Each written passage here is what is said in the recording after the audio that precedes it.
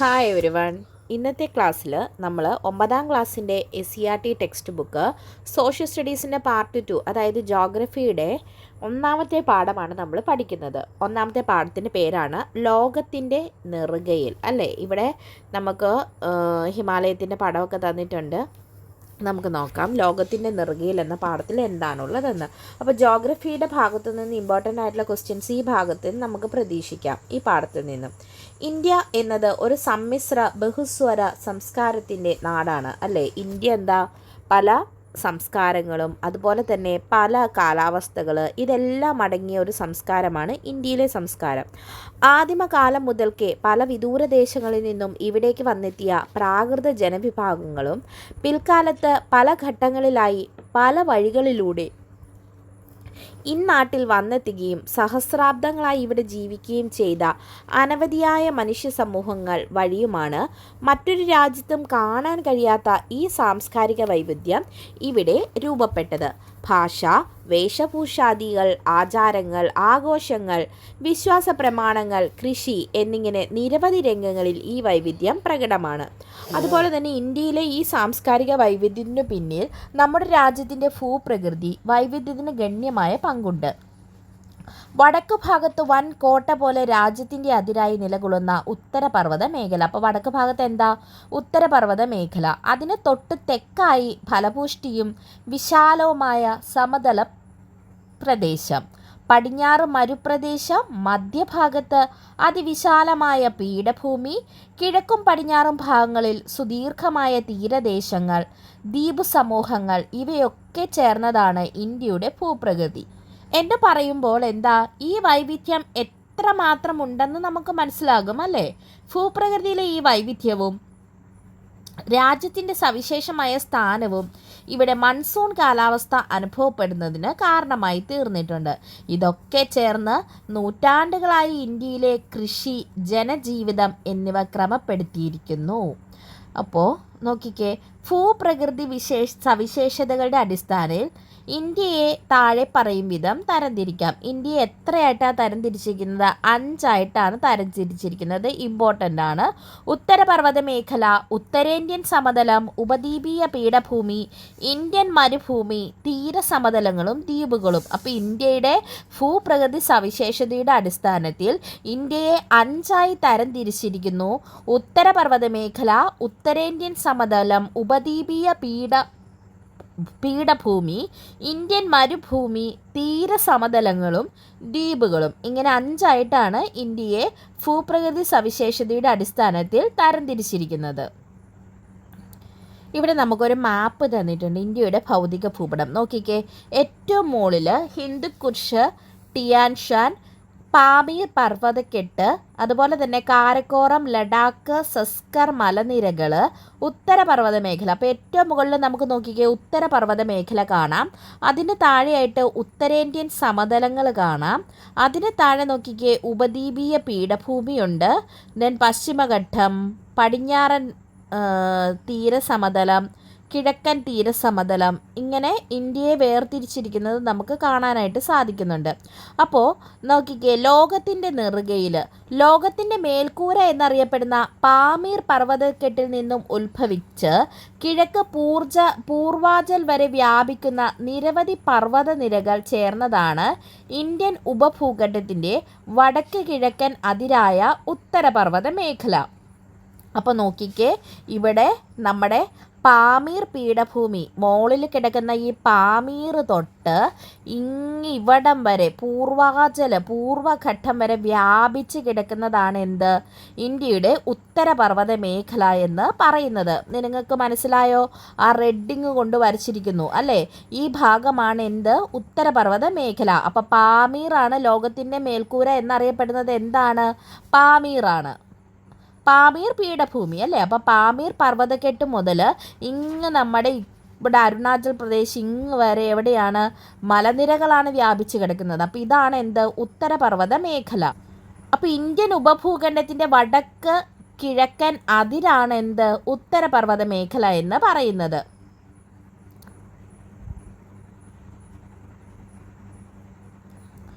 താരതമ്യേന പ്രായം കുറഞ്ഞതും ഉയരമേറിയതുമായ ഈ പർവ്വതനിരകൾ ശിലാപാളികൾക്ക് വലനം സംഭവിച്ച് രൂപപ്പെട്ട മടക്കുപർവ്വതങ്ങളാണ്.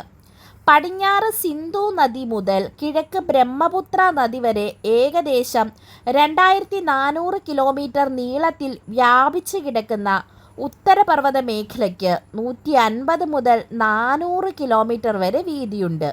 ഉയരമേറിയ കൊടുമുടികളും ഹിമാനികളും താഴ്വരകളും നിറഞ്ഞ സവിശേഷമായ ഭൂപ്രദേശമാണിത്.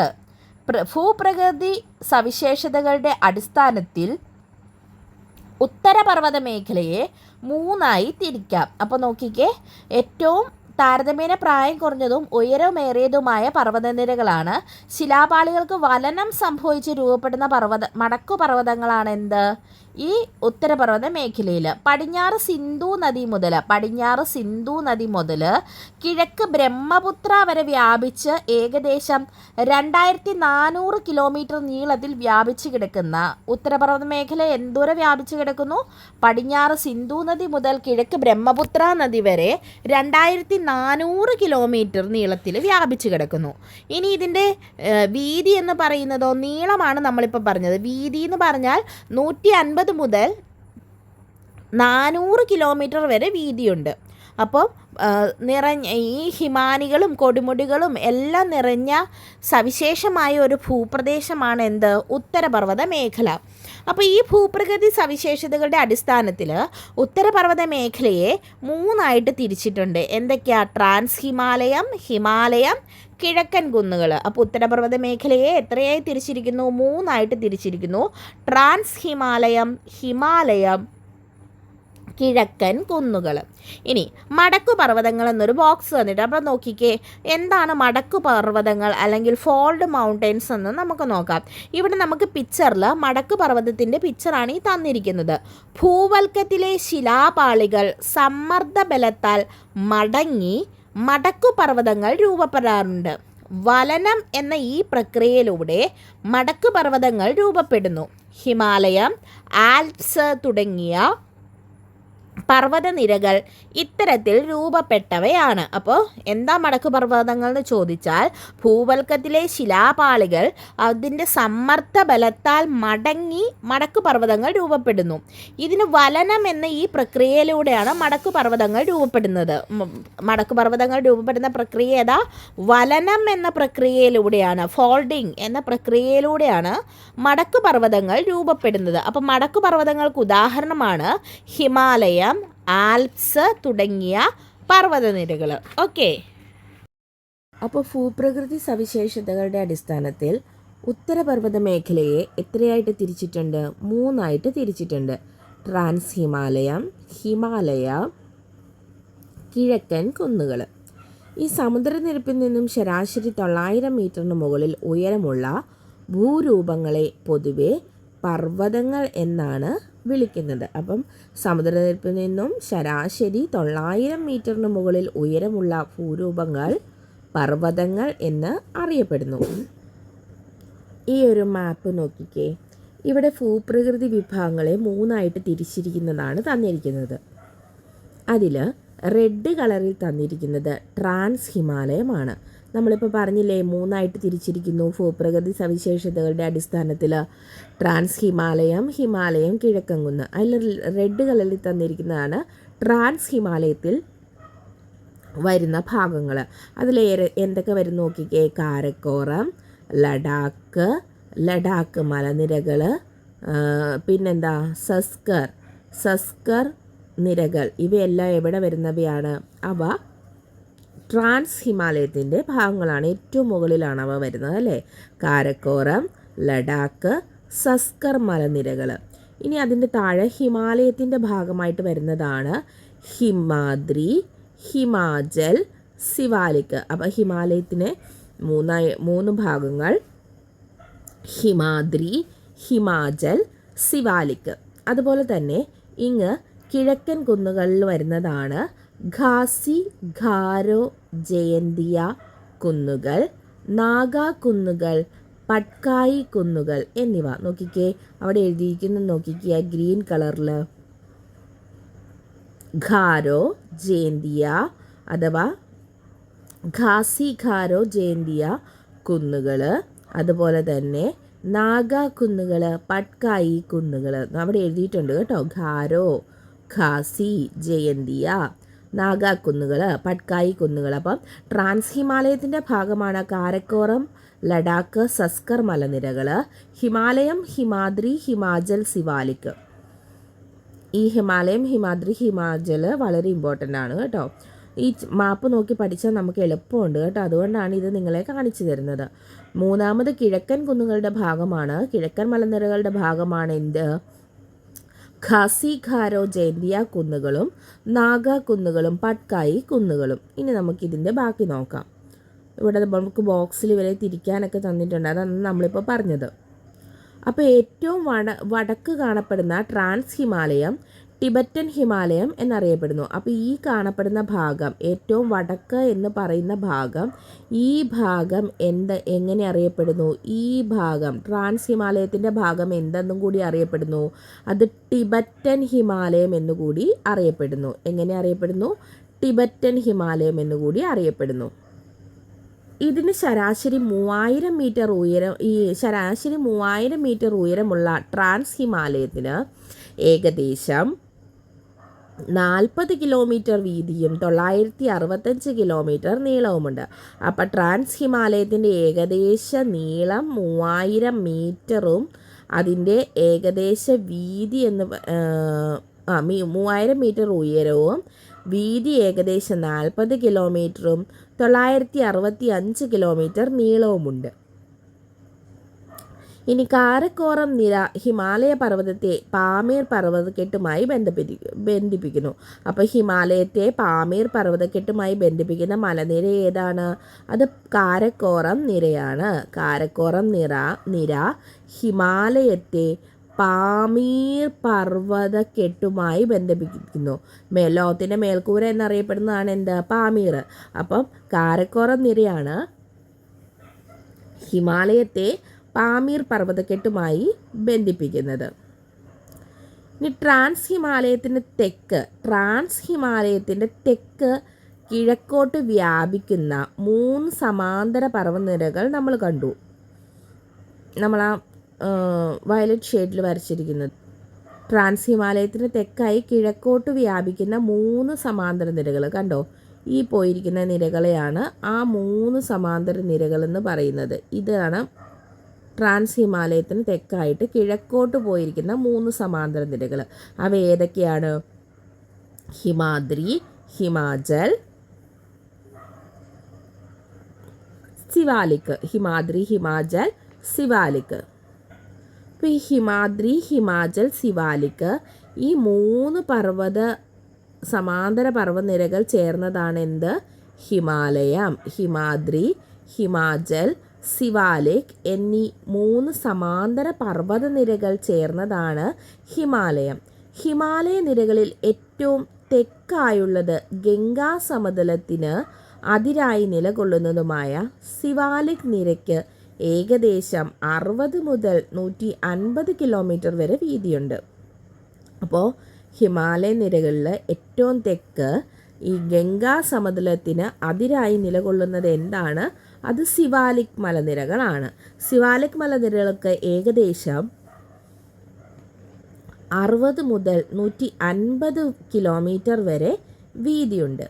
ഹിമാലയത്തിൻ്റെ ഏറ്റവും പുറമേയുള്ള ഭാഗമായതിനാൽ ഈ നിരയെ ഔട്ടർ ഹിമാലയം എന്ന് വിളിക്കുന്നു. അപ്പം ഈ സിവാലിക്കിനെ വിളിക്കുന്ന ഒരു പേരാണ് എന്ത്? ഔട്ടർ ഹിമാലയം എന്നറിയപ്പെടുന്നത് എന്താണ്? അത് സിവാലിക്കാണ്. ഔട്ടർ ഹിമാലയം എന്ന് പറയുന്നത് എന്തിനെയാണ്? സിവാലിക്കിനെയാണ്. അപ്പം ഹിമാലയത്തിൻ്റെ ഏറ്റവും പുറമേ ഉള്ള ഭാഗമായതിനാലാണ് ഈ നിരയെ ഔട്ടർ ഹിമാലയം എന്ന് വിളിക്കുന്നത്. സിവാലിക്കിന് വടക്കായി സമുദ്രനിരപ്പിൽ നിന്നും 3500 മുതൽ 4500 മീറ്റർ വരെ ശരാശരി ഉയരമുള്ള പർവ്വതനിരയാണ് ഹിമാചൽ. ലെസ്സർ ഹിമാലയം എന്നറിയപ്പെടുന്നു. അപ്പം സിവാലിക്കിന് വടക്കായിട്ട് സമുദ്രനിരപ്പിൽ നിന്നും 3500 മുതൽ 4500 മീറ്റർ വരെ ശരാശരി ഉയരമുള്ള പർവ്വതനിരയാണ് ഹിമാചലിനെ നമ്മൾ എന്ത് പറയുന്നു? ലെസ്സർ ഹിമാലയം എന്ന് പറയുന്നു. ഈ നിരക്ക് ഏകദേശം 60 മുതൽ 80 കിലോമീറ്റർ വരെ വീതിയുണ്ട്. അപ്പം സിവാലിക്കിനെ ഔട്ടർ ഹിമാലയം എന്നും ഏറ്റവും പുറമേ ഉള്ളത് ഹിമാചല് ലെസ്സർ ഹിമാലയം. ഓർത്ത് വെച്ചോണം, പ്രീവിയസ് ഇയർ ക്വസ്റ്റ്യൻ ആണ്. ഹിമാലയത്തിൻ്റെ ഏറ്റവും പുറമേ ഉള്ള ഭാഗമായതിനാൽ സിവാലിക്കിനെ ഔട്ടർ ഹിമാലയം എന്നും ഹിമാചലിനെ ലെസ്സർ ഹിമാലയം എന്നും. ലെസ്സർ ഹിമാലയം എന്നറിയപ്പെടുന്ന ഹിമാലയത്തിൻ്റെ ഭാഗം ഏതാണ്? ഹിമാചൽ. ഔട്ടർ ഹിമാലയം എന്നറിയപ്പെടുന്ന ഹിമാലയത്തിൻ്റെ ഭാഗം ഏതാണ്? അത് സിവാലിക്ക്.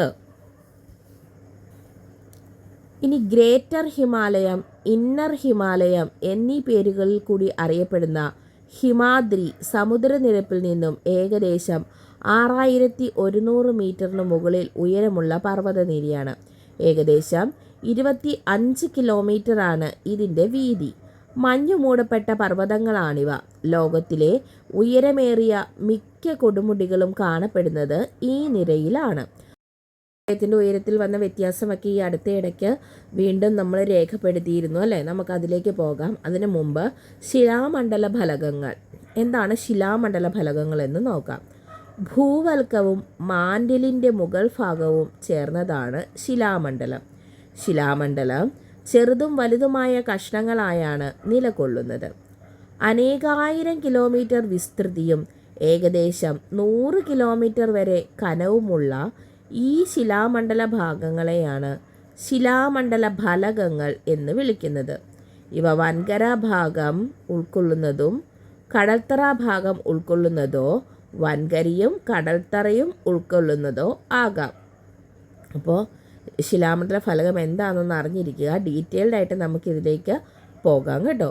ഭൂവൽക്കവും മാൻഡിലിൻ്റെ മുകൾ ഭാഗവും ചേർന്നതാണ് ശിലാമണ്ഡലം. അത് ഓർത്തിരുന്നോണം. ഭൂവൽക്കവും മാൻഡിലിൻ്റെ മുകൾ ഭാഗവും ചേർന്നതാണ് ശിലാമണ്ഡലം. ശിലാമണ്ഡലം ചെറുതും വലുതുമായ കഷ്ണങ്ങളായാണ് നിലകൊള്ളുന്നത്. അനേകായിരം കിലോമീറ്റർ വിസ്തൃതിയും ഏകദേശം 100 കിലോമീറ്റർ വരെ കനവുമുള്ള ഈ ശിലാമണ്ഡല ഭാഗങ്ങളെയാണ് ശിലാമണ്ഡല ഫലകങ്ങൾ എന്ന് വിളിക്കുന്നത്. അപ്പോൾ അനേകായിരം കിലോമീറ്റർ വിസ്തൃതിയുണ്ട്, ഏകദേശം 100 കിലോമീറ്റർ വരെ കനവുമുള്ള ശിലാമണ്ഡല ഭാഗങ്ങളെയാണ് എന്ത് പറയുന്നത്? ശിലാമണ്ഡല ഫലകങ്ങൾ. ഇവ വൻകര ഭാഗം ഉൾക്കൊള്ളുന്നതോ കടൽത്തറ ഭാഗം ഉൾക്കൊള്ളുന്നതോ വൻകരിയും കടൽത്തറയും ഉൾക്കൊള്ളുന്നതോ ആകാം. ഓക്കെ, ഇനി നമുക്ക് അങ്ങോട്ട് പോകാം. അപ്പോൾ എന്തുകൊണ്ടാണ് ഹിമാലയത്തിൻ്റെ ഉയരം കൂടിയെന്ന് നമ്മൾ പറഞ്ഞു. എന്തുകൊണ്ടാണ് ആ ഉയരം കൂടുന്നത്? ഭൗമശിലാപാളികളുടെ ചലനമാണ് ഇതിന് കാരണം. വൻകരയും സമുദ്രഭാഗവും ചേർന്ന ശിലാപാളികളാണ് ടെക്ടോണിക് ഫലകങ്ങൾ. ടെക്ടോണിക് ഫലകങ്ങൾ എന്ന് വെച്ചാൽ എന്താ? വൻകരയും സമുദ്രഭാഗവും ചേർന്ന ശിലാപാളികളാണ് ടെക്ടോണിക് ഫലകങ്ങൾ. അപ്പോൾ ശിലാമണ്ഡലത്തിന് താഴെ ഉയർന്ന താപത്താൽ ശിലകൾ ഉരുകി അർദ്ധദ്രവാവസ്ഥയിൽ നിലകൊള്ളുന്ന ഭാഗമാണ് അസ്തനോസ്ഫിയർ. അപ്പോൾ നമ്മുടെ ഈ ശിലാമണ്ഡലത്തിൻ്റെ താഴെ ഉയർന്ന താപത്താൽ, അതായത് ഉയർന്ന ഹീറ്റ് കാരണം ശിലകൾ ഉരുകി ഒരു ദ്രവാവസ്ഥയിൽ നിലകൊള്ളുന്നു. ഈ ഭാഗത്തിന് പറയുന്നതാണ് അസ്തനോസ്ഫിയർ. എന്താ അസ്തനോസ്ഫിയർ? ശിലാമണ്ഡലത്തിന് താഴെ ഉയർന്ന താപത്താൽ ശിലകൾ ഉരുകി അർദ്ധദ്രവാവസ്ഥയിൽ നിലകൊള്ളുന്ന ഭാഗമാണ് അസ്തനോസ്ഫിയർ. അസ്തനോസ്ഫിയറിൻ്റെ മുകളിലൂടെ ഈ ടെക്ടോണിക് ഫലകങ്ങൾ സാവധാനം ചലിച്ചുകൊണ്ടിരിക്കുന്നു.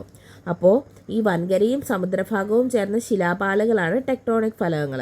ഈ ടെക്ടോണിക് ഫലകങ്ങൾ അസ്തനോസ്ഫിയറിന് മുകളിലൂടെ സാവധാനം ചലിക്കുന്നു. അപ്പോൾ ഈ ഫലകചലനം മൂലം ഈ ടെക്ടോണിക് ഫലകങ്ങൾ ചലിക്കുന്നതിൻ്റെ ഫലമായിട്ട് ഫലക അതിരുകളിൽ പർവ്വത രൂപീകരണം പോലുള്ള ഭൗമ പ്രവർത്തനങ്ങൾ സജീവമായി നടക്കുന്നു. 3 തരം ഫലക അതിരുകളാണ് ഉള്ളത്. നോക്കിക്കേ, സംയോജക സീമ, വിയോജക സീമ, ഛേദക സീമ. അപ്പോൾ സംയോജക സീമയിൽ എന്താ സംഭവിക്കുന്നത്? ഫലകങ്ങൾ തമ്മിൽ അടുക്കുന്ന അതിരുകളാണ് സംയോജക സീമ. ഈ ഫലകങ്ങൾ തമ്മിൽ അടുക്കുന്നതാണ് എന്ത്? സംയോജക സീമ. പക്ഷേ വിയോജക സീമയിലോ ഫലകങ്ങൾ തമ്മിൽ അകലുന്ന അതിരുകളാണ് എന്ത് വിയോജക സീമ എന്ന് പറയുന്നത്. ഛേദക സീമയിൽ ഈ ഫലകങ്ങൾ തിരശ്ചീനമായി ഉരസി മാറുന്ന അതിരുകളായി മാറുന്നു. അപ്പം സംയോജക സീമയിൽ ഈ എന്താണ് ഈ ഫലക ചലനം നമ്മളിവിടെ ടെക്ടോണിക് ഫലകങ്ങൾ എന്ന് പറയുന്നു. ഈ ഫലകങ്ങൾ അടുക്കുന്നു. വിയോജക സീമയിൽ ഇത് അകലുന്നു. ഛേദക സീമയിൽ ഇത് തിരശ്ചീനമായി ഉരസി മാറുന്നു. അപ്പോൾ സംയോജക സീമകളിലെ ശിലാമണ്ഡല ഫലകങ്ങളുടെ സമ്മർദ്ദ ഫലമായി ശിലാപാളികൾക്ക് വലനം സംഭവിക്കുന്നു. ഇതുമൂലം രൂപപ്പെടുന്ന പർവ്വതനിരയാണ് മടക്കുപർവ്വതങ്ങൾ അഥവാ ഫോൾഡ് മൗണ്ടൻസ് എന്ന് പറയുന്നത്. ഇവിടെ ഹിമാലയ പർവ്വത രൂപീകരണത്തിൻ്റെ ഒരു പിക്ചർ തന്നിട്ടുണ്ട്, നോക്കിക്കേ. ആദ്യം നമുക്ക് ഇന്ത്യൻ ഫലകവും യുറേഷ്യൻ ഫലകവും തമ്മിൽ കൂട്ടിമുട്ടി അല്ലേ. അവിടെ എന്താ തെതീസ് എന്ന ഒരു സമുദ്രമുണ്ട്. അപ്പോൾ ഈ തെതീസ് എന്ന സമുദ്രം ഉണ്ടായിരുന്നു. ഈ കൂട്ടിമുട്ടലിൻ്റെ ഫലമായിട്ട് ഈ ഫലകങ്ങൾ തമ്മിലുള്ള യുറേഷ്യൻ ഫലവും കൂട്ടിമുട്ടലിൻ്റെ ഫലമായിട്ട് അവിടെ എന്തുണ്ടാകുന്നു? അവിടെ വലനം സംഭവിച്ച് മടക്ക് പർവ്വതം രൂപപ്പെടുന്നു. കണ്ടോ, ആ മടക്ക് പർവ്വതം ഇന്ത്യൻ ഫലകവും യുറേഷ്യൻ ഫലകവും തമ്മിൽ കൂട്ടിമുട്ടി അതിൻ്റെ ഫലമായിട്ട് ഈ ഫലകങ്ങൾ കൂട്ടിമുട്ടുന്നതിൻ്റെ ഇടയിൽ ടെഡീസ് എന്ന സമുദ്രം അതിൻ്റെ അടിത്തട്ടിലേക്ക് മടങ്ങിപ്പോകുകയും അവിടെ മടക്ക് പർവ്വതങ്ങൾ രൂപപ്പെട്ട് ഹിമാലയം രൂപപ്പെടുകയുമാണ് ചെയ്യുന്നത്. അപ്പം നമുക്ക് നോക്കാം. ഏകദേശം 150-160 ദശലക്ഷം വർഷങ്ങൾക്ക് മുമ്പ് ഉപദ്വീപീയ ഇന്ത്യയും ഓസ്ട്രേലിയൻ വൻകരയും ഉൾപ്പെടുന്ന ഇന്ത്യൻ ഫലകത്തിൻ്റെ സ്ഥാനം ദക്ഷിണാർദ്ധഗോളത്തിലായിരുന്നു. പിന്നീട് ഇത് വടക്കോട്ട് നീങ്ങി യുറേഷ്യൻ ഫലകത്തിനടുത്തു വന്നപ്പോൾ ഈ രണ്ട് ഫലകങ്ങളുടെ ഇടയിൽ നിലകൊണ്ടിരുന്ന തെതീസ് സമുദ്രത്തിൻ്റെ അടിത്തട്ട് മടങ്ങി ഉയരുവാൻ തുടങ്ങി. അങ്ങനെയാണ് ഹിമാലയ പർവ്വതം രൂപം കൊണ്ടത്. മനസ്സിലായോ? പിക്ചറും കൂടെ നോക്കി മനസ്സിലാക്കിക്കോണം കേട്ടോ, ഇമ്പോർട്ടൻ്റ് ആണ്. തെതീസ് സമുദ്രത്തിൻ്റെ അടിത്തട്ട് മടങ്ങി ഉയർന്നാണ് ഹിമാലയം രൂപപ്പെട്ടിരിക്കുന്നത്.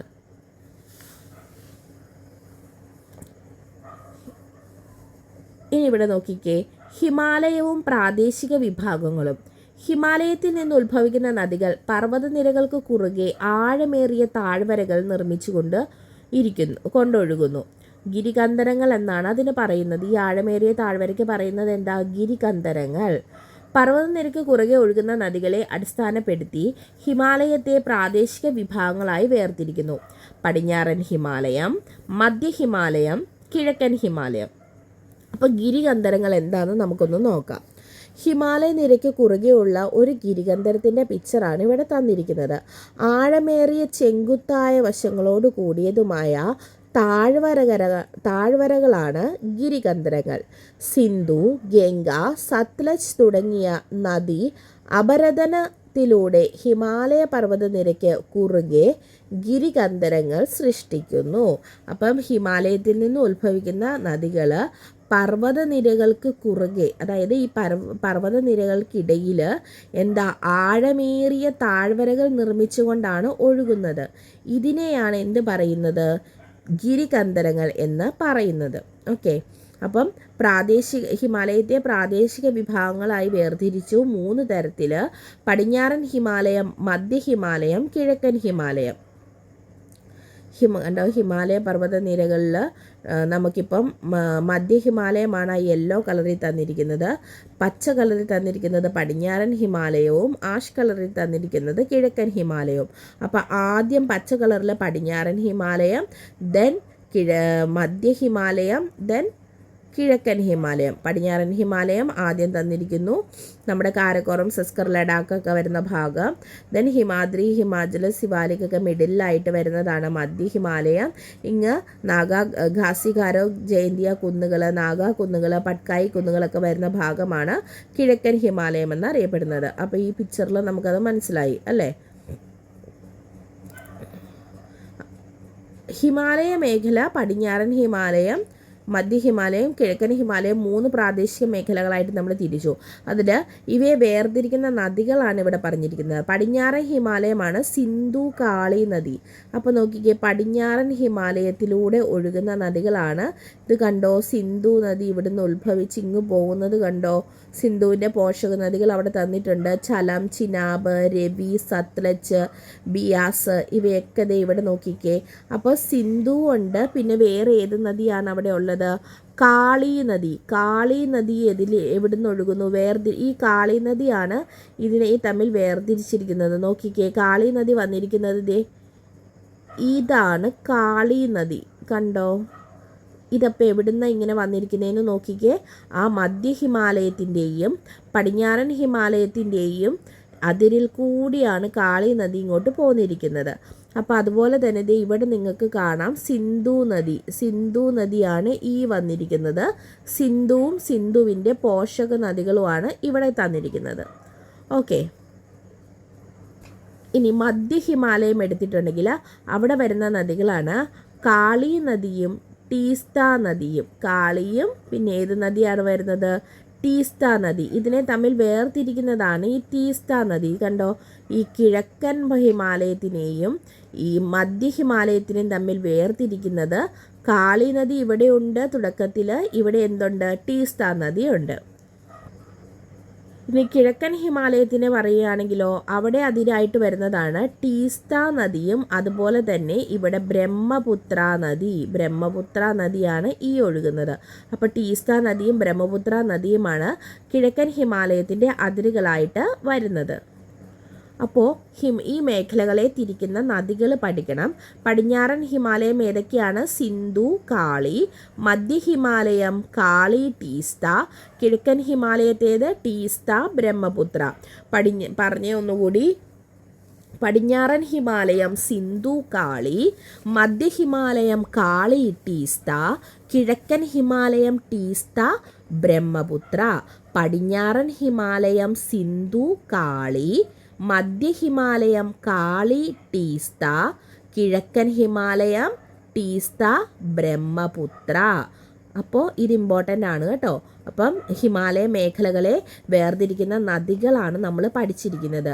ജമ്മു കാശ്മീരിൻ്റെ വടക്ക് സിന്ധു നദി താഴ്വര മുതൽ ഉത്തരാഖണ്ഡിൻ്റെ കിഴക്ക് കാളി നദി താഴ്വര വരെ ഉൾപ്പെടുന്ന പടിഞ്ഞാറൻ ഹിമാലയത്തെ കാശ്മീർ ഹിമാലയം, ഹിമാചൽ ഹിമാലയം, ഉത്തരാഖണ്ഡ് ഹിമാലയം എന്നിങ്ങനെ 3 മേഖലകളായി തിരിക്കാം. അപ്പം കാശ്മീരിൻ്റെ വടക്ക് ജമ്മു കാശ്മീരിൻ്റെ വടക്ക് സിന്ധു നദി താഴ്വര മുതൽ ഉത്തരാഖണ്ഡിൻ്റെ കിഴക്ക് കാളി നദി, അതായത് ഘാഘര നദി നദിയുടെ പോഷക നദിയാണ് കാളി നദി എന്ന് പറയുന്നത്. കാളി നദി ഏത് നദിയുടെ പോഷക നദിയാ? ഘാഘര നദിയുടെ പോഷക നദിയാണ്. അപ്പോൾ ഈ ഭാഗത്തെ എന്തായിട്ട് നമ്മൾ വേർതിരിക്കുന്നു?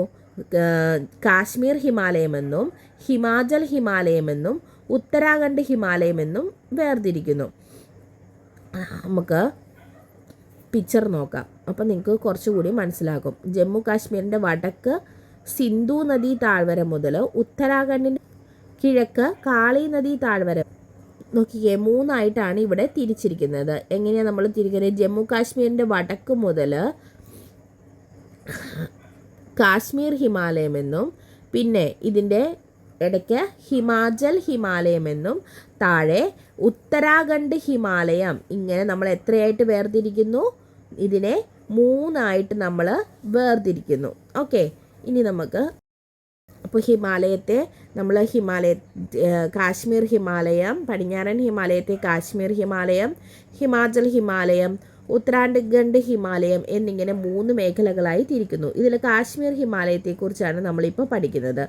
ജമ്മു കാശ്മീർ ലഡാക്ക് പ്രദേശത്ത് ഏകദേശം 3.5 ലക്ഷം ചതുരശ്ര കിലോമീറ്റർ വിസ്തൃതിയിൽ വ്യാപിച്ചു കിടക്കുന്ന കാശ്മീർ ഹിമാലയത്തിന് ഏകദേശം 700 കിലോമീറ്റർ നീളവും 500 കിലോമീറ്റർ വീതിയുമുണ്ട്. മഞ്ഞുമൂടിയ കൊടുമുടികളുടെ താഴ്വരകൾ മലനിരകളും നിറഞ്ഞ കാശ്മീർ ഹിമാലയത്തിലെ പ്രധാന പർവ്വതനിരകളാണ് കാരക്കോറം, സസ്കർ, ലഡാക്ക്, പീർ പാഞ്ചൽ എന്നിവ. അപ്പോൾ ഈ കാശ്മീർ ഹിമാലയത്തിലെ പ്രധാന നിരകളാണ് ഏതൊക്കെ? കാരക്കോറം, സസ്കർ, ലഡാക്ക്, പീർപാഞ്ചൽ. ലോകത്തിലെ രണ്ടാമത്തെ ഉയരം കൂടിയ കൊടുമുടിയായ മൗണ്ട് കേറ്റു കാരക്കോറം മലനിരയിലാണ്. മൗണ്ട് കേറ്റു ഏത് മലനിരയിലാണ്? അത് കാരക്കോറം മലനിരയിലാണ്. ലോകത്തിലെ രണ്ടാമത്തെ ഉയരം കൂടിയ കൊടുമുടിയാണ് മൗണ്ട് കേറ്റു അഥവാ ഗോഡ്വിൻ ഓസ്റ്റിൻ. 8611 മീറ്റർ ഉയരമാണ് ഇവിടെ പറഞ്ഞിരിക്കുന്നത്. അപ്പോൾ ലോകത്തിലെ രണ്ടാമത്തെ ഉയരം കൂടിയ കൊടുമുടി ഏതാണ്? Godwin Austen, mount K two. ഏത് മലനിരകളിലാണ്? കാരക്കോറം മലനിരകളിലാണ്. കാശ്മീർ ഹിമാലയത്തിൻ്റെ ഭാഗമായിട്ടാണ് വരുന്നത്. സിയാച്ചിൻ, ബോൾട്ടോരോ തുടങ്ങിയ ഈ പ്രദേശത്തെ പ്രധാന ഹിമാനികളാണ്. സിയാച്ചിൻ ഹിമാനിയെ കുറിച്ച് നമുക്കറിയാം. ലോകത്തിലെ ഏറ്റവും ഉയരത്തിൽ സ്ഥിതി ചെയ്യുന്ന യുദ്ധഭൂമി എന്നാണ് സിയാച്ചിൻ ഹിമാനിയെ വിശേഷിപ്പിക്കുന്നത്. അപ്പോൾ ലോകത്തിലെ ഏറ്റവും ഉയരത്തിൽ സ്ഥിതി ചെയ്യുന്ന യുദ്ധഭൂമി ഏതാ? അത് സിയാച്ചിൻ ഹിമാനിയാണ് കേട്ടോ. ലോകത്തിലെ ഏറ്റവും ഉയരത്തിൽ സ്ഥിതി ചെയ്യുന്ന യുദ്ധഭൂമിയാണ് സിയാച്ചിൻ ഹിമാനി. അപ്പോൾ സിന്ധു നദിയും അതിൻ്റെ പോഷക നദികളായ രവി, ചലം, ചിനാബ് തുടങ്ങിയവയും വർഷം മുഴുവൻ സമൃദ്ധമായ നീരൊഴുക്ക് സാധ്യമാകുന്നത് ഈ ഹിമാനികളാണ്. അപ്പോൾ ഈ ഹിമാനികളുടെ ഈ സിയാച്ചിനും ബോൾട്ടോറോ തുടങ്ങിയ ഹിമാനികളുടെ ഫലമായിട്ടാണ് നമ്മുടെ സിന്ധു നദിയിലും അതിൻ്റെ പോഷക നദികളായ രവി, ചലം, ചിനാബിലും വർഷം മുഴുവനും സമൃദ്ധമായ നീരൊഴുക്ക് സാധ്യമാകുന്നത്. പർവ്വതങ്ങളുടെ ഇരുവശങ്ങളെയും തമ്മിൽ ബന്ധിപ്പിച്ച് ഗതാഗതം സാധ്യമാക്കുന്ന പർവ്വതങ്ങളിലെ ചുരങ്ങളാണ്. അപ്പോൾ ഈ പർവ്വതങ്ങളുടെ ഇരുവശത്തെയും തമ്മിൽ ബന്ധിപ്പിക്കാൻ ഗതാഗതത്തിന് നമ്മൾ ചുരങ്ങളാണ് അവിടെ ഉള്ളത്. പർവ്വതനിരകൾ മുറിച്ചു കടക്കാൻ സഹായകമായ സ്വാഭാവിക ഇടങ്ങളാണ് ചുരങ്ങൾ. പീർപാഞ്ചൽ പർവ്വതനിരയ്ക്ക് കുറുകെയുള്ള ബനിഹാൽ ചുരമാണ് ജമ്മു പ്രദേശത്തെ കാശ്മീർ താഴ്വരയുമായി ബന്ധിപ്പിക്കുന്നത്. അപ്പോൾ ജമ്മു പ്രദേശത്തെ കാശ്മീർ താഴ്വരയുമായി ബന്ധിപ്പിക്കുന്ന ചുരം ഏതാ? അത് പീർപാഞ്ചൽ പർവ്വതനിരയ്ക്ക് കുറുകെയുള്ള ബനിഹാൽ ചുരമാണ്. ജമ്മു പ്രദേശത്തെ കാശ്മീർ താഴ്വരയുമായി ബന്ധിപ്പിക്കുന്ന ചുരമാണ് പീർപാഞ്ചൽ പർവ്വതനിരയ്ക്ക് കുറുകെയുള്ള ബനിഹാൽ ചുരം. ഓർത്ത് വെച്ചോണം. കാശ്മീർ താഴ്വരയെ ജമ്മു പ്രദേശത്തെയും കാശ്മീർ താഴ്വരയെയും ബന്ധിപ്പിക്കുന്ന ചുരമാണ് പീർപാഞ്ചൽ പർവ്വതനിരയ്ക്ക് കുറുകെയുള്ള ബനിഹാൽ ചുരം. അപ്പോൾ ഹിമാലയൻ നദികൾ വർഷം മുഴുവൻ ജലസമൃദ്ധമായിരിക്കാൻ കാരണം എന്താണെന്ന് ചോദിച്ചിട്ടുണ്ട്. കാരണം എന്താണ്? ഈ ഹിമാനികളിൽ നിന്നും എല്ലാം, അതായത് മഴക്കാലത്ത് അവിടെ വെള്ളമുണ്ടല്ലേ, പിന്നെ വേനൽക്കാലമാകുമ്പോൾ ഈ മഞ്ഞുരുകി ജലസമൃദ്ധിയോടെ നമ്മുടെ നദികൾ ഒഴുകുന്നു. അതാണ് അതിന് കാരണം. ഇനി നോക്കിക്കേ, ശുദ്ധജല തടാകങ്ങൾ ധാരാളമുള്ള കാശ്മീർ ഹിമാലയത്തിലെ ഒരു പ്രധാന തടാകമാണ് ദാൽ തടാകം. കാശ്മീരിലെ പ്രധാന തടാകം ഏതാണ്? ദാൽ തടാകം. ഈ തടാകത്തിൻ്റെ കരയിലാണ് ശ്രീനഗർ പട്ടണം സ്ഥിതി ചെയ്യുന്നത്. അപ്പോൾ ദാൽ തടാകത്തിൻ്റെ കരയിൽ സ്ഥിതി ചെയ്യുന്ന പട്ടണം ഏതാണ്? അത് ശ്രീനഗറാണ്. തിരിച്ചും ചോദിക്കാം, ശ്രീനഗർ പട്ടണം ഏത് തടാകത്തിൻ്റെ കരയിലാണെന്ന് ചോദിച്ചാൽ ദാൽ തടാകത്തിൻ്റെ തീരത്താണ്.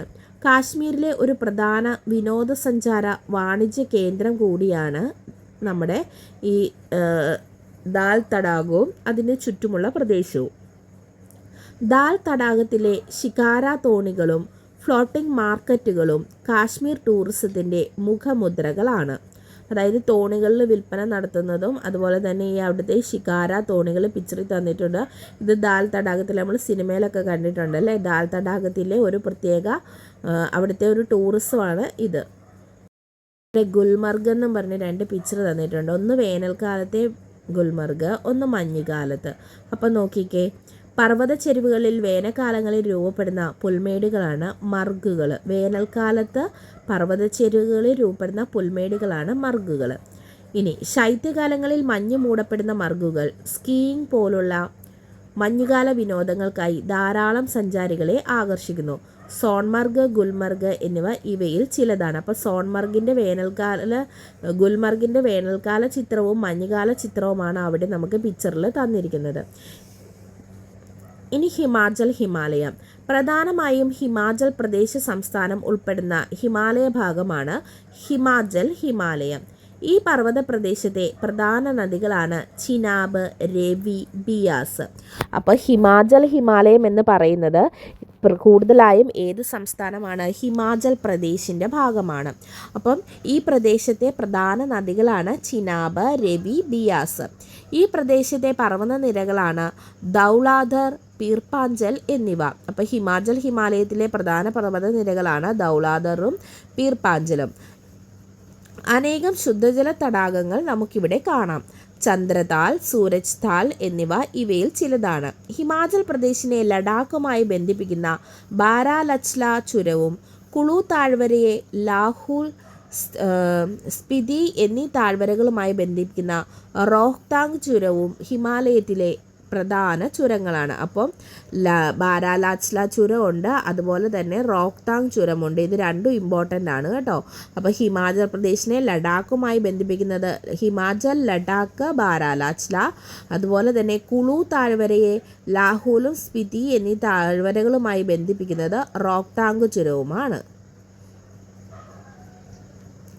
ഇവിടെ തന്നിരിക്കുന്നത് ചന്ദ്രതാൽ തടാകത്തിൻ്റെയും റോഹ്താങ് ചുരത്തിൻ്റെയും ഒരു പിക്ചറാണ്. കുളു, കംഗ്ര, ലാഹുൽ തുടങ്ങിയ മനോഹരമായ താഴ്വരകളും സുഖവാസ കേന്ദ്രങ്ങളായ ഷിംല, മണാലി എന്നിവയും വിനോദസഞ്ചാരികളെ ആകർഷിക്കുന്ന ഇടങ്ങളാണ്. ശൈത്യവും മഞ്ഞുവീഴ്ചയും അനുഭവപ്പെടുന്ന ഈ പ്രദേശങ്ങളിൽ പലയിടങ്ങളിലും ചൂട് നീരുറവകൾ കാണപ്പെടുന്നു. കുളു താഴ്വരയുടെ പിക്ചറാണ് തന്നിരിക്കുന്നത്. എന്താണ് ചൂട് താഴ്വരകൾ, നീരുറവകൾ, എങ്ങനെയാണ് ഇവ രൂപപ്പെടുന്നത്? മഴവെള്ളം ഭൂമിക്കടിയിലേക്ക് ഊർന്നിറങ്ങി ഭൂഗർഭജലത്തിൻ്റെ ഭാഗമാകുന്നു. പർവ്വത രൂപീകരണം പോലുള്ള ഭൗമ പ്രവർത്തനങ്ങൾ സജീവമായ ഇടങ്ങളിൽ ഭൗമോപരിതലത്തിനടിയിലെ ശിലാപാളികൾ ചൂടുപിടിക്കുകയും ഈ ശിലകൾ ഭൂഗർഭജലത്തെ ചൂടാക്കുകയും ചെയ്യുന്നു. ഇങ്ങനെ ചൂടുപിടിച്ച ഭൂഗർഭജലം ഭൗമോപരിതലത്തിൽ ഉറവകളായെത്തുന്നു, ചൂടുനീരുറവകളായി എത്തുന്നു. ഹിമാലയ പർവ്വത ഭാഗങ്ങളിൽ ധാരാളം ചൂടുനീരുറവകൾ കാണാം. ഉദാഹരണമാണ് നുബ്ര താഴ്വര, മണിഗിരൻ, ഗീർ ഗംഗ. ചൂടുനീരുറവകളിൽ നിന്നുമുള്ള ഭൗമ താപോർജ്ജം ജിയോ തെർമൽ എനർജി ഉപയോഗിച്ച് വൈദ്യുതി ഉൽപ്പാദിപ്പിക്കുവാൻ സാധിക്കും. ഹിമാചൽ പ്രദേശിലെ മണികരൻ ചൂടുനീരുറവയിൽ നിന്നും ഇത്തരത്തിൽ വൈദ്യുതി ഉൽപ്പാദിപ്പിക്കുന്നുണ്ട്. ഹിമാചൽ പ്രദേശിലെ മണികരൻ ഗ്ലേസിയർ ചൂടുനീരുറവ ഇമ്പോർട്ടൻ്റ് ആണ് കേട്ടോ. ഹിമാചൽ പ്രദേശിലെ മണികരൻ ചൂടുനീരുറവ എന്ന് പറയുന്നത് ഇമ്പോർട്ടൻ്റ് ആണ്, അതൊന്ന് ഓർത്തിരിക്കണം. ഉത്തരാഖണ്ഡ് ഹിമാലയത്തെക്കുറിച്ച് പഠിക്കാം. സത്ലജ് നദി മുതൽ കാളി നദി വരെയുള്ള ഹിമാലയ പ്രദേശമാണ് ഉത്തരാഖണ്ഡ് ഹിമാലയം. ഇതിൻ്റെ പടിഞ്ഞാറ് ഭാഗം ഗഡ്വാൾ ഹിമാലയം എന്നും കിഴക്കൻ ഭാഗം കുമവൂൺ ഹിമാലയം എന്നും അറിയപ്പെടുന്നു. നന്ദാദേവി, കാമെറ്റ്, ബദ്രിനാഥ്, കേദാർനാഥ് തുടങ്ങിയ ഉയരമേറിയ കൊടുമുടികൾ ഉത്തരാഖണ്ഡ് ഹിമാലയത്തിൻ്റെ ഭാഗമാണ്. അപ്പോൾ സത്ലജ് നദിയും കാളി നദിയുമാണ് ഉത്തരാഖണ്ഡ് ഹിമാലയ പ്രദേശത്തെ ഇതിൻ്റെ പടിഞ്ഞാറ് ഹിമാലയത്തിൽ വരുന്നത്. അപ്പം നന്ദാദേവി, കാമെറ്റ്, ബദ്രിനാഥ്, കേദാർനാഥ് തുടങ്ങിയ ഉയരമേറിയ കൊടുമുടികൾ ഉത്തരാഖണ്ഡ് ഹിമാലയത്തിൽ സ്ഥിതി ചെയ്യുന്നു. ഗംഗ, യമുന എന്നീ നദികളുടെ ഉത്ഭവസ്ഥാനമായ ഗംഗോത്രി, യമുനോത്രി തുടങ്ങിയ ഹിമാനികളും നൈനിതാൽ, ഭീംതാൽ തുടങ്ങിയ ശുദ്ധജല തടാകങ്ങളും ഉത്തരാഖണ്ഡ് ഹിമാലയ മേഖലയിലാണ് ഉള്ളത്. ഗംഗ, യമുന നദികളുടെ ഉത്ഭവസ്ഥാനമായ ഗംഗോത്രി, യമുനോത്രി, അതുപോലെ തന്നെ തുടങ്ങിയ ഹിമാനികളും നൈനിതാൽ, ഭീംതാൽ തുടങ്ങിയ ശുദ്ധജല തടാകങ്ങളും എവിടെയാണുള്ളത്? അത് ഉത്തരാഖണ്ഡ് ഹിമാലയത്തിൻ്റെ ഭാഗമാണ്. ലെസ്സർ ഹിമാലയത്തിനും സിവാലിക് മലനിരകൾക്കുമിടയിൽ കാണപ്പെടുന്ന നിരപ്പായ താഴ്വരകളാണ് ഡൂണുകൾ. എന്താണ് ഡൂണുകൾ എന്ന് വെച്ചാൽ ലെസ്സർ ഹിമാലയത്തിനും സിവാലിക് മലനിരകൾക്കുമിടയിൽ കാണപ്പെടുന്ന താഴ്വരകളാണ് ഡൂണുകൾ. ഉത്തരാഖണ്ഡ് സംസ്ഥാനത്തിലെ ധോറാധൂൺ ഇതിൽ പ്രസിദ്ധമാണ്. ഉത്തരാഖണ്ഡ് സംസ്ഥാനത്തിലെ ധോറാധൂൺ ഇതിൽ ഡെറാഡൂൺ എന്നും പറയും കേട്ടോ, ഇതിൽ പ്രസിദ്ധമാണ്. ഇവിടങ്ങളിൽ ഉയർന്ന പർവ്വത ചെരുവുകളിൽ കാണപ്പെടുന്ന വേനൽക്കാല പുൽമേടുകളാണ് ബുഗ്യാൽ എന്നറിയപ്പെടുന്നത്. അപ്പോൾ ബുഗ്യാൽ എന്താ? ഈ ഡൂണ് പ്രദേശത്ത് ഉയർന്ന പർവ്വത ചെരുവുകളിൽ കാണപ്പെടുന്ന വേനൽക്കാല പുൽമേടുകളെയാണ് ബുഗ്യാൽ എന്ന് പറയുന്നത്. ശൈത്യകാലത്ത് മഞ്ഞിനടിയിലാകുന്ന ബുഗ്യാലുകൾ പലയിടങ്ങളിലും വിനോദസഞ്ചാരത്തിനായി പ്രയോജനപ്പെടുത്തുന്നു. ഉദാഹരണമാണ് ദയാര ബുഗ്യാലും ഗോർസോൺ ബുഗ്യാലും. അപ്പോൾ ബുഗ്യാൽ എന്താണെന്ന് ഓർത്തോണം. ബുഗ്യാൽ എന്താണ്? ഈ ഡൂണുകളുള്ള പ്രദേശത്ത് അവിടെ ഉയർന്ന പർവ്വത ചെരുവുകളിൽ കാണപ്പെടുന്ന വേനൽക്കാല പുൽമേടാണ് ബുഗ്യാൽ. വേനൽക്കാല പുൽമേടുകളാണ് ബുഗ്യാൽ എന്ന് ഓർത്തിരിക്കുക. ബുഗ്യാലും ആട്ടിടയന്മാരെന്നും പറഞ്ഞ് നമുക്കൊരു ബോക്സ് വന്നിട്ടുണ്ട്, നോക്കാം. ഹിമാലയത്തിൽ ഏകദേശം 3000 മുതൽ 4500 മീറ്റർ ഉയരത്തിനടിയിൽ കാണപ്പെടുന്ന പുൽമേടുകളാണ് ഗഡ്വാൾ മേഖലയിൽ ബുഗ്യാൽ എന്ന് അറിയപ്പെടുന്നത്. ശൈത്യകാലങ്ങളിൽ മഞ്ഞ് മൂടുന്ന ബുഗ്യാലുകൾ മഞ്ഞുരുകുന്നതോടെ പച്ച പുതച്ച പുൽമേടുകളായി മാറുന്നു. ഈ അവസരങ്ങളിൽ താഴ്വരകളിൽ നിന്നും ആട്ടിടയന്മാർ വളർത്തുമൃഗങ്ങളുമായി ബുഗ്യാലുകളിലെത്തുന്നു. താഴ്വരകൾ വരണ്ടുണങ്ങുന്ന വേനൽക്കാലത്ത് സമൃദ്ധമായ പച്ചപ്പുള്ള ബുഗ്യാലുകളിൽ ഇവർ താൽക്കാലിക പാർപ്പിടങ്ങളൊരുക്കി വളർത്തുമൃഗങ്ങളോടൊപ്പം വസിക്കുന്നു. മഞ്ഞുകാല ആരംഭത്തോടെ മലയിറങ്ങി അടുത്ത സീസൺ വരെ താഴ്വരകളിൽ വസിക്കുന്നു. വളർത്തുമൃഗങ്ങളോടൊപ്പം താഴ്വാരങ്ങളിലേക്ക് തിരികെ പർവ്വതങ്ങളിലെ പുൽമേടുകളിലേക്കുമുള്ള ഇടയന്മാരുടെ കാലിക ദേശാടനത്തെ ട്രാൻസ് ഹ്യൂമൻസ് എന്ന് വിളിക്കുന്നു. ഇവിടെ ഒരു പിക്ചർ തന്നിട്ടുള്ളത് ഗഡ്വാൾ മേഖലയിലെ ഒരു ബുഗ്യാലും അവിടെ ഉള്ള ഒരു ആട്ടിടയന്മാരുടെയും ഒക്കെ പിക്ചറാണ് തന്നിരിക്കുന്നത്. ഈ മധ്യ ഹിമാലയത്തിലേക്ക് പോകാം. കാളി നദി മുതൽ തീസ്ത നദി വരെയുള്ള ഹിമാലയ പ്രദേശമാണ് മധ്യ ഹിമാലയം. നേപ്പാൾ ഹിമാലയം എന്നും അറിയപ്പെടുന്ന ഈ മേഖലയുടെ ഭൂരിഭാഗവും നേപ്പാളിലാണ്. അപ്പം മധ്യ ഹിമാലയത്തെ വേർതിരിക്കുന്ന നദി കാളി നദിയും ടീസ്ത നദിയുമാണ്. മധ്യ ഹിമാലയത്തിൻ്റെ ഭൂരിഭാഗം പ്രദേശവും എവിടെയാണ്? നേപ്പാൾ ഹിമാലയത്തിൽ, നേപ്പാളിലാണ്. മധ്യ ഹിമാലയത്തിൽ പടിഞ്ഞാറൻ സിക്കിം, ഡാർജിലിംഗ് പ്രദേശം മാത്രമാണ് ഇന്ത്യയിൽ ഉൾപ്പെടുന്നത്. ഈ മധ്യ ഹിമാലയത്തിൽ പടിഞ്ഞാറൻ സിക്കിമും ഡാർജിലിംഗും മാത്രമാണ് ഇവിടെ വരുന്നത്, ഇന്ത്യയിൽ വരുന്നത്. ബാക്കി എങ്ങോട്ട് പോകുന്നു? നേപ്പാളിലേക്ക് പോകുന്നു. ലോകത്തിലെ ഏറ്റവും ഉയരം കൂടിയ കൊടുമുടിയായ മൗണ്ട് എവറസ്റ്റ് നേപ്പാളിലാണ്. നമുക്കറിയാം അല്ലേ? കാഞ്ചൻജംഗ പർവ്വതവും ഇന്ത്യ ചൈന അതിർത്തി സ്ഥിതി ചെയ്യുന്ന നാഥുല ചുരവും ഈ പ്രദേശത്ത് സ്ഥിതി ചെയ്യുന്നു. അപ്പം മധ്യ ഹിമാലയത്തിൻ്റെ ഭാഗമാണ് കാഞ്ചൻജംഗ പർവ്വതവും അതുപോലെ തന്നെ ഇന്ത്യയുടെയും ചൈനയുടെയും അതിർത്തിയിൽ സ്ഥിതി ചെയ്യുന്ന നാഥുല ചുരം. ഇന്ത്യയുടെയും ചൈനയെയും ബന്ധിപ്പിക്കുന്നു നാഥുല ചുരം. ഇന്ത്യ ചൈന അതിർത്തിയിലാണ് ഏത് ചുരം? നാഥുല ചുരം. ഇതെവിടുത്തെ വരുന്നു? മധ്യ ഹിമാലയത്തിൻ്റെ ഭാഗമായിട്ട് വരുന്നു. കുതിച്ചൊഴുകുന്ന ടീസ്ത നദിയും അതിൻ്റെ നദീതീര തട്ടുകളും സിക്കിം ഹിമാലയത്തിൻ്റെ സവിശേഷതയാണ്. ഈ പ്രദേശത്തിൻ്റെ ഭൂമിശാസ്ത്രപരമായ അനുകൂല സാഹചര്യങ്ങൾ തിരിച്ചറിഞ്ഞ ബ്രിട്ടീഷുകാർ കൊളോണിയൽ കാലത്ത് തന്നെ ഇവിടങ്ങളിൽ തേയില കൃഷി ആരംഭിച്ചു.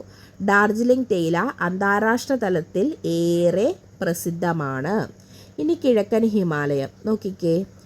പടിഞ്ഞാറൻ ഹിമാലയത്തെ അപേക്ഷിച്ച് ഉയരം കുറഞ്ഞ മലനിരകളായ കിഴക്കൻ ഹിമാലയം ടീസ്ത നദി മുതൽ കിഴക്ക് ബ്രഹ്മപുത്ര നദി വരെ കാണപ്പെടുന്നു. അസം ഹിമാലയം എന്നും അറിയപ്പെടുന്നു. അപ്പോൾ കിഴക്കൻ ഹിമാലയം അസം ഹിമാലയം എന്നും അറിയപ്പെടുന്നു. ഇതിനെ ടീസ്ത മുതൽ ബ്രഹ്മപുത്ര നദി വരെയാണ്. ഇത് കിഴക്കൻ ഹിമാലയം ടീസ്ത നദി മുതൽ കിഴക്ക് ബ്രഹ്മപുത്ര നദി വരെ കാണപ്പെടുന്നു ഈ പ്രദേശം. ഈ മേഖലയിലെ പ്രധാന കൊടുമുടിയാണ് നഞ്ചാബർവ. നഞ്ചാബർവയാണ് കിഴക്കൻ ഹിമാലയത്തിലെ പ്രധാന കൊടുമുടി. അതിൻ്റെ ഉയരം എന്ന് പറയുന്നത് 7756 മീറ്റർ. ബ്രഹ്മപുത്ര, കാമെങ്, ലോഹിത്, സുബൻസിരി എന്നിവയാണ് ഈ ഭാഗത്തെ പ്രധാന നദികൾ. ബ്രഹ്മപുത്ര, കാമെങ്, ലോഹിത്, സുബൻസിരി.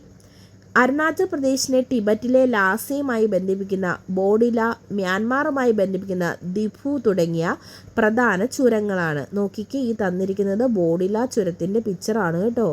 അരുണാചൽ പ്രദേശിനെ ടിബറ്റുമായി ബന്ധിപ്പിക്കുന്നതാണ് ബോഡില ചുരം. ഈ ചുരങ്ങൾ ഇമ്പോർട്ടൻ്റ് ആണ്. അരുണാചൽ പ്രദേശിനെ ടിബറ്റിലെ ലാസയും അരുണാചൽ പ്രദേശിനെ ടിബറ്റുമായി ബന്ധിപ്പിക്കുന്നതാണ് ഏത്? ബോഡില ചുരം. അരുണാചൽ പ്രദേശിനെ മ്യാൻമാറുമായി ബന്ധിപ്പിക്കുന്നത് ദിഫു ചുരമാണ്. ചുരങ്ങളൊക്കെ ഇമ്പോർട്ടൻ്റ് ആണ് കേട്ടോ. അപ്പോൾ ഇന്നത്തെ ക്ലാസ്സിൽ നമ്മൾ ഇത്രയും ഭാഗമാണ് പഠിക്കുന്നത്. ഇത് വളരെ ഇമ്പോർട്ടൻ്റ് ആയിട്ടുള്ളൊരു ചാപ്റ്ററാണ്. കുറേ പ്രാവശ്യം ഇത് കേട്ടാലേ മനസ്സിലാവുകയുള്ളൂ. ഇതിൽ നിന്നും എല്ലാം ക്വസ്റ്റ്യൻസ് നമുക്ക് പ്രീവിയസ് ഇയർ ആയിട്ട് വന്നിട്ടുള്ളതാണ്. നിങ്ങൾ ക്വസ്റ്റ്യൻ പേപ്പർ നോക്കുമ്പോൾ നിങ്ങൾക്ക് മനസ്സിലാകും അത്. അപ്പോൾ അതുകൊണ്ട് പുതിയ പുസ്തകമായതുകൊണ്ട് തന്നെ നമ്മളൊന്ന് ഇത് അറിഞ്ഞിരിക്കേണ്ടത് അത്യാവശ്യമാണ്. എന്താണ് ഈ പുസ്തകം എന്നും ഏത് ഭാഗത്തു നിന്നൊക്കെ ക്വസ്റ്റ്യൻസ് നമുക്ക് വന്നിട്ടുണ്ടെന്നും വരാൻ സാധ്യതയുണ്ടെന്നും ഒക്കെ ഉള്ളത്. അപ്പോൾ ഇതിൻ്റെ ബാക്കി ഭാഗവുമായിട്ട്, ഇതൊരു ലെങ്തി ചാപ്റ്ററാണ്, ഇതിൻ്റെ ബാക്കി ഭാഗവുമായിട്ട് നമുക്ക് അടുത്ത ക്ലാസ്സിൽ കാണാം. Thank you all. Have A nice day.